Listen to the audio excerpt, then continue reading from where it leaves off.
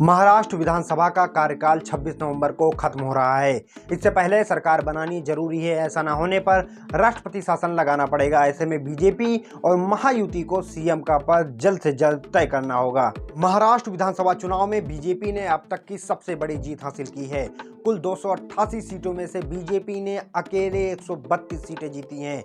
BJP यानी महायुति ने कुल 230 सीटें जीती हैं। इसमें शिवसेना एकनाथ शिंदे गुट की हिस्सेदारी 57 सीटें हैं, जबकि 41 सीटों पर योगदान एनसीपी अजीत पवार गुट ने दिया है। महाराष्ट्र विधानसभा चुनाव में महायुति को सरकार बनाने का जनमत तो मिल गया, लेकिन मुख्यमंत्री कौन होगा इस पर पेच फंसा हुआ है।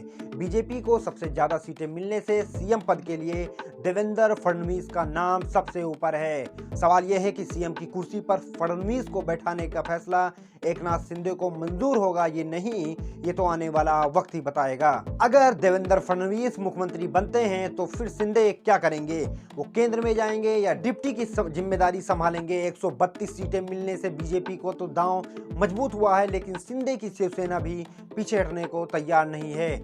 नतीजतन चुनाव नतीजे आने के 2 दिन बाद भी मुख्यमंत्री के नाम पर फैसला नहीं हो पाया है। इस बीच एनसीपी नेता अजीत पवार ने कहा है कि मुख्यमंत्री पद के लिए कोई फार्मूला तय नहीं हुआ था, तीनों दल बैठकर इस पर फैसला लेंगे। लेकिन आपको बताते चलें कि 26 नवंबर को खत्म हो रहा है विधानसभा का कार्यकाल।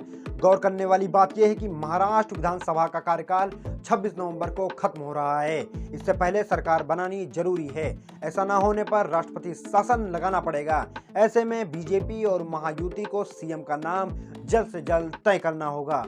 शिवसेना एकनाथ शिंदे गुट के सांसद नरेश महलस्के ने कहा, एकनाथ शिंदे को मुख्यमंत्री बने रहना चाहिए, क्योंकि लाडली बहन योजना का आइडिया उनका ही था। इसका महायुति को बहुत फायदा हुआ है। शिंदे गुट के नेता बिहार पैटर्न की याद दिलाने से भी नहीं चूक रहे हैं। लेकिन वहीं अगर बात की जाए तो नंबर के हिसाब से बीजेपी आश्वस्त है कि देवेंद्र फडणवीस ही मुख्यमंत्री बनेंगे, लेकिन उनके नेताओं का कहना है कि फैसला दिल्ली में होगा।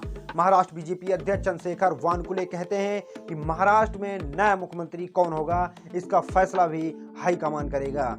वहीं बीजेपी भले ही खुलकर बोलने में हिचक रही है, लेकिन ज्यादातर राजनीतिक विश्लेषकों और आम लोगों का भी मानना है कि देवेंद्र फडणवीस ही मुख्यमंत्री पद के असली हकदार हैं। लेकिन इसी के बीच सवाल यह है कि अगर देवेंद्र फडणवीस मुख्यमंत्री बनते हैं तो एकनाथ शिंदे क्या करेंगे?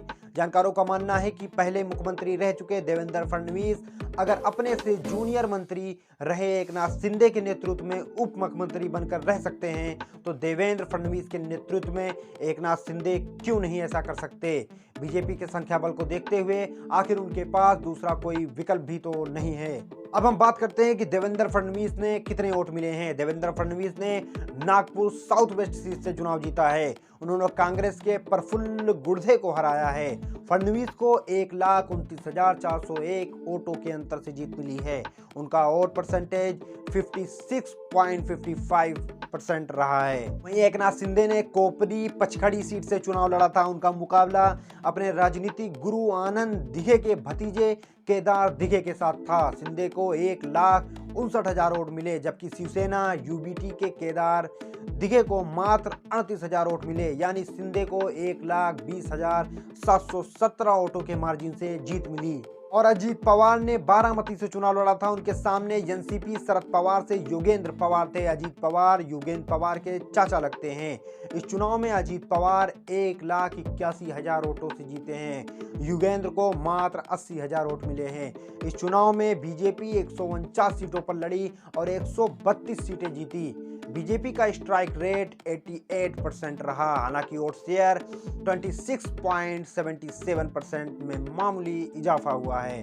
वहीं अगर 2019 के चुनाव की बात की जाए तो उसमें बीजेपी का वोट शेयर 26.10% था और 2024 के चुनाव में 0.67 वोट मार्जिन के साथ बीजेपी को 27 सीटों का फायदा हुआ है।